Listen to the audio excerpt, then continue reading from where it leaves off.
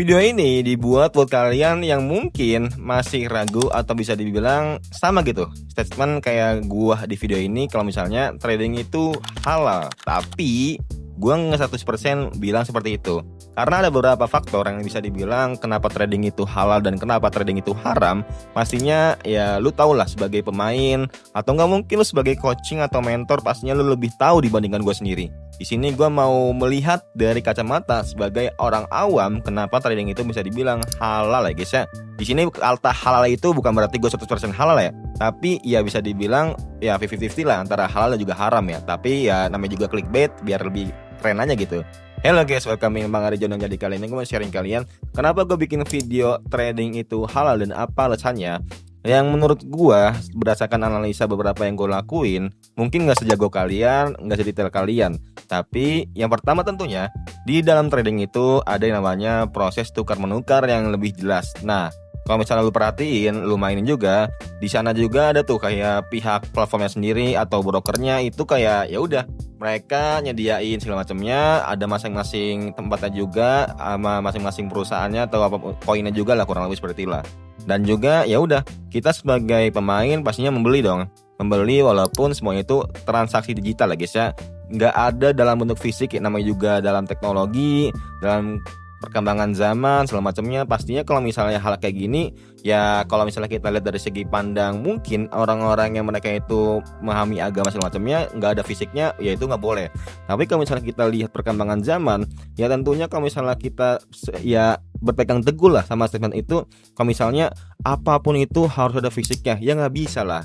Masa Bitcoin, Ethereum segala macamnya harus ada fisiknya? Nah ini beda guys ya. Pastinya ya pasti kalau misalnya kita ngebayangin ya, kalau misalnya ada fisiknya itu tuh pasti banyak banget ya pastinya.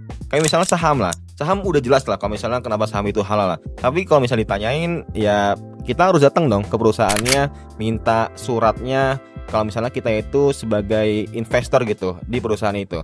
Tapi kan sekarang kayak kita gampang lah buat di Ajaib, di Bibit segala macamnya ya, buat ngelakuin investasi ya itu sama aja gitu kayak platform-platform lainnya kayak misalnya Bitcoin, Ethereum, trading, segala macamnya lah pokoknya.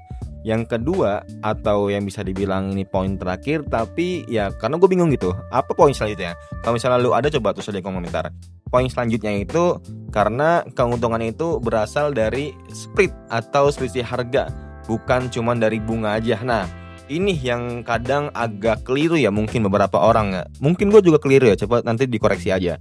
Nah dalam trading itu yang diambil itu selisihnya. Kalau misalnya lu main trading emas, gold atau apapun itulah, ya pastinya lu anak-anak SAU segala macamnya main di selisihnya gitu.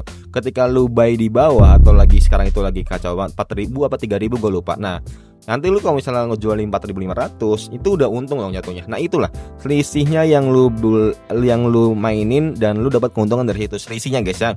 Kayak ibaratnya lu beli mobil di harga 100 juta, tapi besoknya itu harga mobil itu tiba-tiba naik gitu. Mungkin dalam segi apa namanya supply and demand-nya, atau nggak mungkin ada bahan-bahan yang langka segala macamnya. Nah tiba-tiba naik. Nah hal itulah mungkin ini secara logika aja guys ya, seperti itu. Nah mungkin menurut kalian gimana?